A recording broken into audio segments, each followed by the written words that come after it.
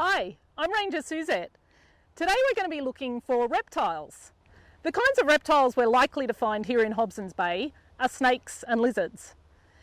You might also find some turtles in Hobsons Bay, but of course we're not going to find any turtles here because you need water to find turtles. Also, we're not likely to see any snakes today.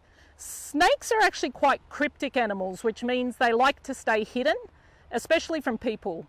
They don't really like people or dogs. So if you are here with your dog or you're here with yourself or a lot of people, you're unlikely to see any snakes. Now, what should you do if you do see a snake? Let's just pretend that this is a real snake. If you are walking through the bush or anywhere and you happen to see a snake on the ground or maybe going across the track, what you should do, never approach the snake. You should always back away slowly from the snake. Remember to look behind you occasionally so you don't bump into anything, and keep backing away, but watch where the snake is so you can tell if the snake is coming towards you or going away from you. If we did see a snake in Hobsons Bay, it will almost certainly be a tiger snake. Tiger snakes are named this because they often have stripes, like a tiger, along their back, but not always. Most reptiles can look very different. All these snakes are tiger snakes, but some look black, some look brown, and some don't even have stripes. Other snakes that occur in Hobsons Bay are the white-lipped snake and the little whip snake. These snakes are venomous, but they're very small and not really dangerous to humans. We won't talk about them much today, as you would be very lucky to ever even see one. If you do see a snake, you should always keep well away from it. Tiger snakes in Hobsons Bay are not actually aggressive. They won't chase you like people think they will. However, they might stick their head up and hiss at you, and that's just their way of saying, please stay away. Our conservation team will often see tiger snakes out and about, usually in spring and summer. All they do is they back away and give them plenty of room to get away. If you do see a snake, you should always give it plenty of room to escape or get away from you. When looking for reptiles, I recommend using binoculars. That way you can see some of the smaller animals or even some of the larger animals without having to get too close. The best conditions to look for reptiles in are these kinds of conditions in Melbourne. You want the temperature to be somewhere between 18 to 30 degrees. Any cooler than that, and you'll likely see many less reptiles. Any warmer than that, and the reptiles will start to shelter under the undergrowth or under logs to actually keep away from the sun, because otherwise it's too hot for them.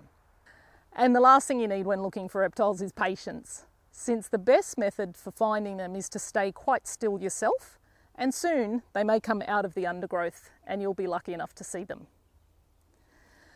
So when using your binoculars, I recommend looking at the base of logs or rocks or into the leaf litter to see if you can find them. Reptiles are cold-blooded or ectothermic, which means they get their heat from their environment, unlike us humans and other mammals where we generate our own heat.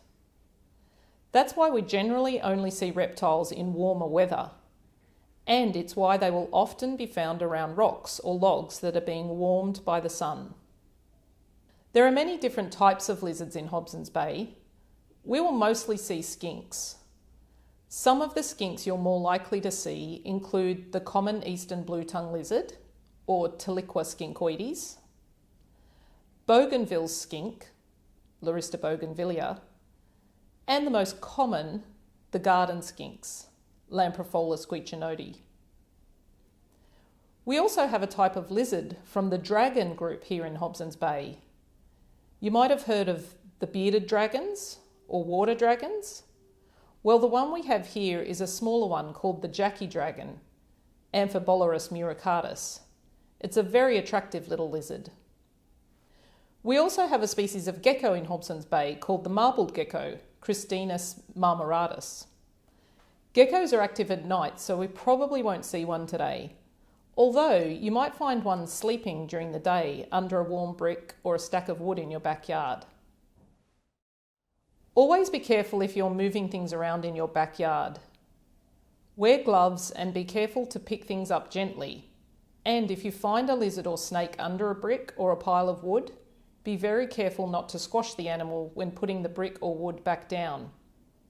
If it's a snake, remember to not make any sudden movements and slowly back away. Sometimes our team finds dumped animals, including lizards such as water dragons, bearded dragons, and stumpy tails or shinglebacks. You should never release pet animals into the wild. They could well spread diseases and cause problems with the genetic lines for our native animals and wildlife, but also they'll most likely die. Often the climatic conditions are not right for them. So for instance, shingleback lizards likely will never survive in Hobsons Bay. It gets a bit too cold for them. Also, they'll very likely be killed by predators such as dogs or cats or maybe foxes. If you don't want to keep one of your pet reptiles anymore, please speak to your local vet about what you should do about it. Now, because we weren't sure if we were actually going to find any real life reptiles and animals today, here's some we prepared earlier. This is a stuffed blue-tongue lizard, so this was once alive. Blue-tongue lizards are named this because they have a blue tongue. And they often slide their tongue in and out of their mouths, which is how they can smell food. They are omnivorous, so they will eat berries and vegetation, but also things like smaller lizards, small snakes, insects such as crickets and cockroaches, and snails and slugs. So they're really good to have in your garden. And like most reptiles, the females are actually bigger than the males. I can't tell whether this one's a female or a male. To be able to sex a blue-tongue lizard, you need to do an internal exam, and we're not going to do that. These two are tiger snakes. Tiger snakes are called tiger snake because of the stripes along their back. See the stripes on this one here? Tiger snakes eat things like mice or frogs or smaller lizards or smaller snakes. They're pretty much exclusively carnivores. Most tiger snakes will also have a bit of a yellowish belly, but remember, you should never get close enough to be able to see its yellow belly. People often think that blue tongues are tiger snakes because sometimes all they see is the animal's head. But let's have a look at the head of the blue tongue and the tiger snake so you can actually really see the difference. Notice the head of the blue tongue is quite broad, whereas the head of the tiger snake is a bit narrower, almost the same width as its neck. One of the best ways to be able to tell the difference between the head of a snake and the head of a lizard is that snakes actually don't have ears. So you can see here, the snake doesn't have any ears. Snakes are actually deaf. However, they've got a really good sense of smell. Sometimes they have good sense of sight. However, the tiger snake has pretty poor sight. But they can also feel vibrations in the ground. However, you can see with the blue tongue, see the holes in the side of its head there? That's its ears. So all lizards have ears, and they usually just look like holes in the side of their head. Now remember, never pick up snakes or lizards if you find them. You should always assume that snakes are dangerous, and with lizards you can actually harm them or scare them without even meaning to. Skinks and geckos drop their tails, or in other words, they can lose their tails. This is something that they can do to escape from predators. So for instance, if a bird is after them, the bird might get their tail and the lizard drops its tail, so the bird flies off with the tail, but the lizard is still alive. Although the lizard will usually survive after dropping its tail, it needs to use a lot of energy to then grow the tail back. So it is at a disadvantage surviving in the wild, especially if it's attacked by a predator.